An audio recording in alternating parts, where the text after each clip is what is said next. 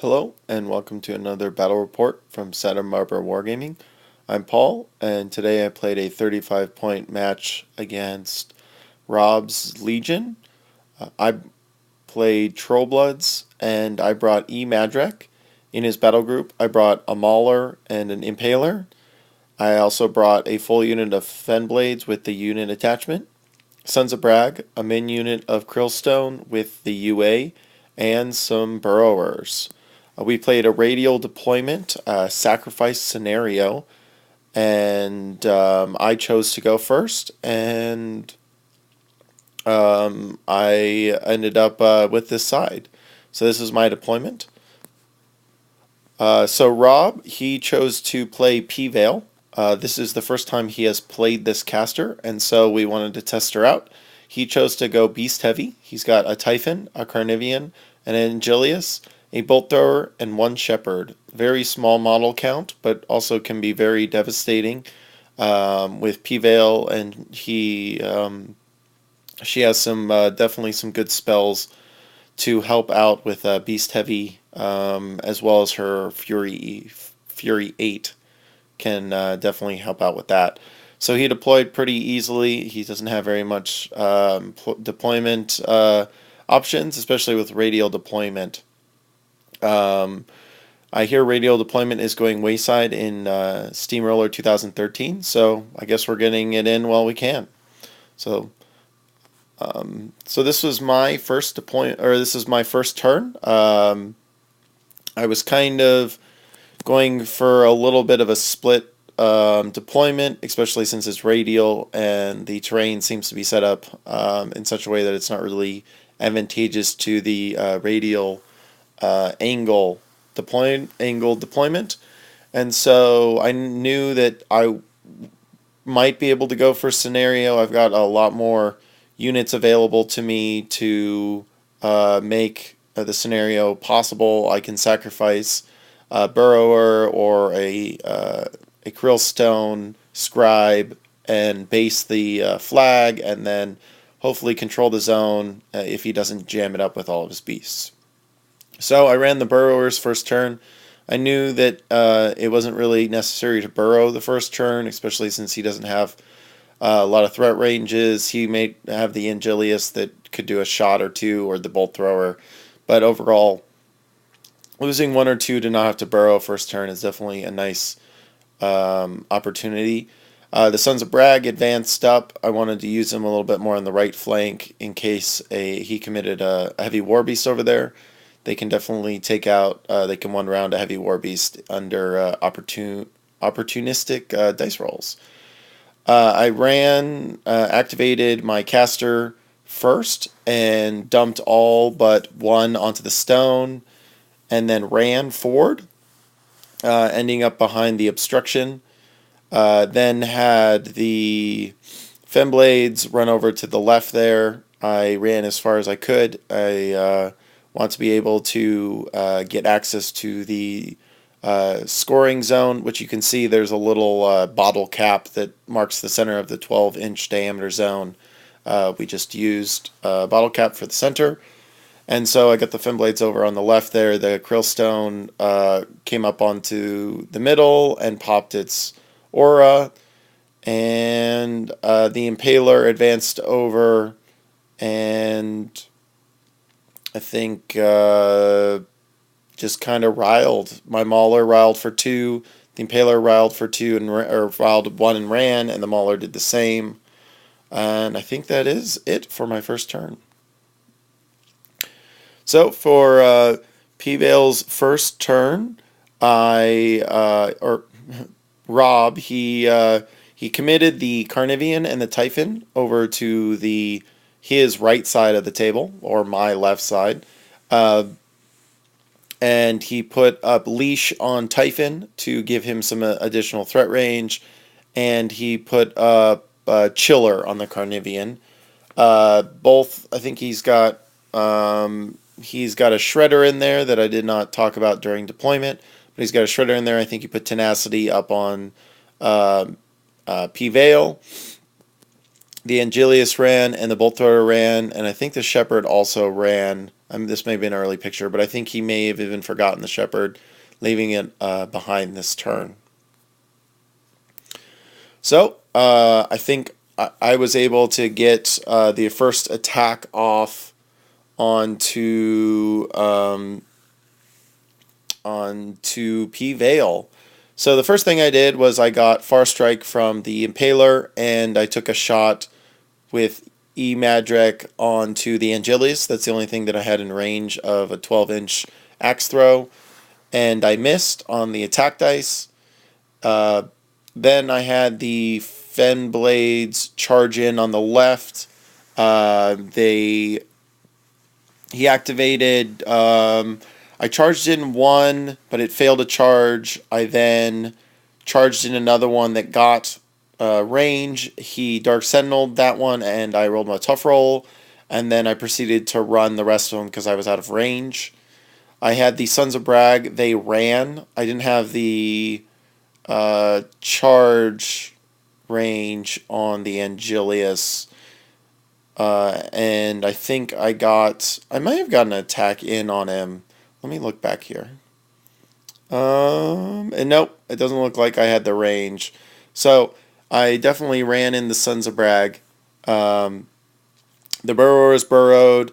The Krillstone got an extra Fury, topping it off completely from, I think it's 5 now. Popped its aura. And then I think eMadrak afterwards topped off the Krillstone. The Mauler ran. I think it advanced up. And then the Impaler kind of sat where it was. So not too much going on in my turn, but I'm definitely trying to initiate some form of combat. Okay, so this is the Rob's turn 2. This is the end of his. This is actually. Yes, so I took the shot. The Burrowers came up on the beginning of my turn 2, but this is they were not there at the end of his turn. So he popped his feet this turn, took out a bunch of the Fen Blades with the Carnivian and the Angelus. I think he took out 1, 2, 3 maybe this turn. And then his feet allowed him to move around. So the Angelus over on the right took out all 3 of my Sons of Brag. I was really sad about that. Poor placement allowed him to attack both of the Sons of Brag. The one in the front there that was engaging the Angelus, I think it was killed by something else, if I remember correctly, and then that freed up the Angelus to then attack both of the Sons of Brag with its reach. So pretty nasty, but he was able to take out all 3 of my Sons of Brag in one turn. So that was kind of that was harsh on for me. He then had the Carnivian under the feet advance into the zone to hold down the zone, and he repositioned, kind of bunkered Typhon and pVayl, and got Angelus out in the front there. You can see that on my turn, the Burrowers kind of popped up. I clumped them up. I wanted to get as much of the back arc as I could on the Angelus, and the rest of them, I think I got back arc on the Shepherd and such. So, excuse me, I got a few good shots with the Burrowers in. So here is the end of my turn 3. I charged in the Burrowers. You can see that I got 4 of them on the Angelus, 3 of them in the back, 1 in the front. I got 2 on the Shepherd. I got 1 onto the Shredder, and I think I got 1 onto the Bolt Thrower. It was kind of clogged in there, but I thought the Burrows did pretty good. I had the Fen Blades. They did their vengeance attacks. Then they charged into the Carnivian and the Angelus. I then had eMadrak activate, put Blood Fury onto the Fen Blades, and then pop my feet. I wasn't able to take out the Carnivian. I definitely need to remember to put Blood Fury up a little earlier. because you want to upkeep it, then pop your feet, or you want to upkeep it, then have them charge in, then pop their feet, so you get 2 attacks with Blood Fury rather than just 1, but it was the best I could do. The Burrowers combined with the Fenblades were able to take out the Angelius, and I was able to take out the Shepherd, and beyond that I did negligible damage to the other 2 beasts. I think the Carnivean wasn't really that damaged. I had eMadrak sitting on 3 and a Fenblade in front of him and the Mauler right behind eMadrak. I was basing the flag with a Krillstone Scribe just in case I did one. Was able to take out the Carnivean, but I wasn't, so I would have been able to score a point. But I didn't, so that was my turn 3. So, in retaliation, I think this is a little bit halfway into Rob's turn. He activated pVayl. He then tried to cast Hoarfrost on eMadrak. I got cover that put me at an 18. She needed a 10 on a boosted attack roll, and she missed. Not putting Hoarfrost onto eMadrak. Then she did something else that took away her fury. She cast Insight for 3, and so I think that put her at 3 plus 2 for Hoarfrost is 1, and then I think Tenacity on herself. So she did something that cost 8, and so she wasn't sitting on fury, but she did try to go. She wanted to try to take out that front Fenblade in the front there, but she wasn't able to. I was able to roll my tough roll. So I think she wanted to get an AoE onto eMadrak, I think, with Hoarfrost. Then that gave her an opportunity to try to kill the Fenblade in the front, but wasn't able to do that. Committed Tyson to 3 sprays. I think on the first one, the Fenblade toughed it out, and so eMadrak, when he did take damage, I just took the Fenblade away. I think that's what ended up happening, but eMadrak didn't take any damage this turn, not enough to really affect the progression of the game. Then the Carnivean, he was able to munch and take out 3 of my Fenblades. They were defense 8, and he was forcing tough checks instantly. So I wasn't expecting them to survive unless they succeeded in their tough rolls. So overall, he left pVayl kind of out there. He was expecting Typhon to do a little bit more damage. The bolt thrower was pinned down by the burrowers. The Carnivean was clogged up by the Fenblades, and I had the Mauler there close by to possibly take out the Carnivean. So left pVayl open, but he does have Dark Sentinel, so I had to be wary of that. And so on my 4th turn, you can see this is the end of my this is what happened in the 4th turn. I ran up the Fenblade. You can see the Fenblade with the knockdown token on the left there. I ran it up. He declared a Dark Sentinel move. He advanced around the Fenblade and chose not to do the attack.